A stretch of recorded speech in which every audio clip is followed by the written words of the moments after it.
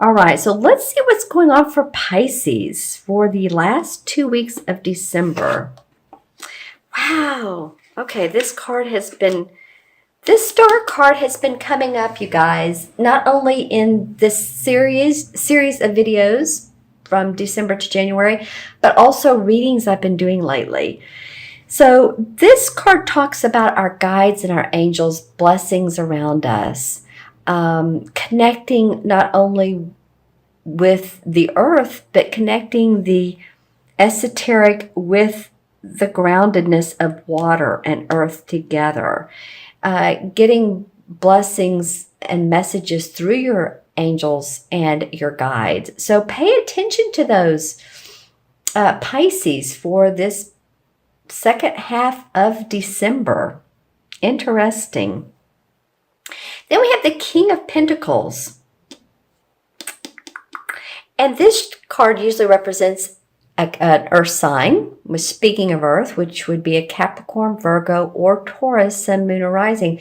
I have a feeling some of you are yelling out at me, it's a Taurus in my life. I just heard that right off the bat. For some of you, it'll be a Capricorn or Virgo. Interesting. So let's see how this person plays out in your life. This card they're sort of facing away from each other. I'm not getting really a lot of ill effects from this King of Pentacles, nor should I. This is usually a person who, but I'm just saying I wanted to intuit who this might be. And the court cards are interesting because for every person, they're different. For some of you Pisces, they might be someone who's great in business. They're mentoring you. They might be your accountant. They may be your attorney. They may be your real estate agent. Then maybe your father, your brother. I'm just saying they have a business sense, though, and they're very grounded. Or sometimes they have the business sense, but they don't use it. So maybe that's why they're coming up. But someone who's normally good with money, their physical body, they take care of their body, all the external things in life. And maybe that's why Taurus just jumped out at me, because Taurus really loves things. They just do. We love Taurus, don't we?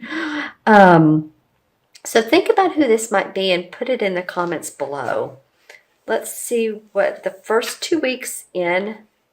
Oh, this card's been coming up too. This is the Chariot card. First 2 weeks in January. All right. Well, Pisces, this is looking good so far. We have the Page of Wands facing the Chariot. So, okay, so the Page of Wands, the wand cards are about what we do in the world, our work, our message, what we love to do. And this is, it's a young dude, so it's news of a new beginning.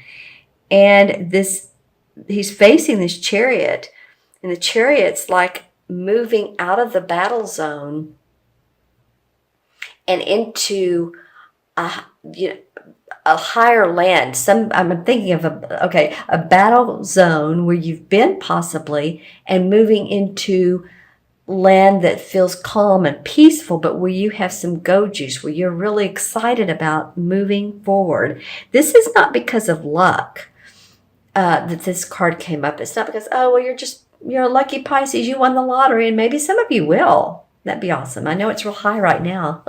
It's like 145 or million for a certain group of states. But it's not because you're lucky Pisces, but it's because you have put forth the effort, the hard work, you've had support, you've been through the trenches, you know what it's like, you've been there for other people. Feeling a little bit of feeling of creativity here. Creative movement. I like that for you guys.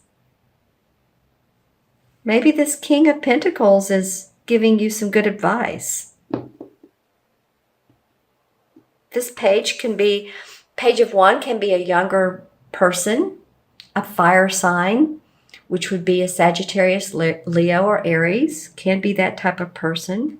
Maybe they're going on this ride with you, this journey with you. Let's see what their transition card. Wow. Okay, I'm not reading these in reverse. Well, okay, interesting. we're just kind of going along smoothly here. And, I was thinking to myself, life isn't always just, rosy and a day at the park or the beach, is it? No, that would not make for a good play, would it? We need a little bit of, grinding in life to make it beneficial and to grow. Or not. But anyway, what you have as the transition card is the what's they call the devil. I call it the transition card. I really do. It's funny because it's in this position, but it absolutely is a transition card because to me this card represents, you can see how these two people are bound and chained to each other. It can represent feeling bound to a relationship, feeling bound to a job because, well, by golly, it pays the bills. At least I hate it, but it pays the bills, that kind of thing. Feeling bound by alcoholism, by drug addiction, spending too much shopping, any of these things we can overdo. And it's earthly, it's the things in life. And I was saying a minute ago how Taurus loves things. That would be an interesting connection if any of you all can relate these two. Okay, just saying. Well, this King of Pentacles may or may not have something to do with this transition. But let me know in the comments below, because of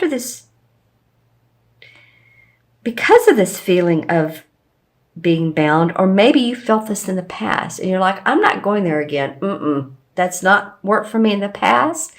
I'm not going there in the future, or I'm not staying in this relationship any longer. I feel a newness. There's a fire sign that's approached you, or your inner fire is saying, no, I'm moving on. So different scenarios, but there definitely is some moving forward in your reading, Pisces. Let me take a look at my crystal. This is for Pisces for mid-December to mid-January. Okay. It's just letting you know what I see. A lot of white. So at first I thought, well, is that snow? So a lot of you in snowy areas of the world. That wouldn't be you, Australia, or those of you below the equator. I think for some of you it could mean the beach, so maybe just enjoying that. I do feel a little bit of iciness, and not just the look and the visual, but iciness from another person. I have to take a deep breath here. Or maybe you being icy towards them. Maybe that, hey, we're in Mercury retrograde right now. It started on the 3rd. Today's December 5th, and it goes through December 24th. So, it's the planet of communication. And when Mercury decides to take a siesta for 3 weeks, then communication can be off with other people. Our computers and phones can go defunct. So, maybe you've are getting ready to have some words with someone, and you might be the one expressing how you feel. Just saying, because I feel a bit of, and continue. There's my dog wanting to communicate as we're speaking. And those of you who are feeling like, those of you who are feeling a little bit like you're in a desolate feeling or time period, just sending out strength and the feeling of hopefulness to you. I'm getting that some of you are feeling a little, not all of you. Some of you are going to be happily, merrily going along your business and just everything's joyous. Some of you are going to feel like, this is a time of year when I feel a little bit down, lonely. Again, sending out big hugs to any of you all that are experiencing that. Seeing a lot of amber too. Amber is the color of the 3rd chakra, and that's where we store our emotions. It's also where we I encourage you to have your inner strength. So citrine, as I always point out, is a great stone for that. Just lie down, put it on your stomach. It's great for digestive issues. It's great for feeling that confidence.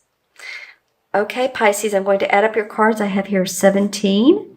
Court cards are 1, so 17, 18.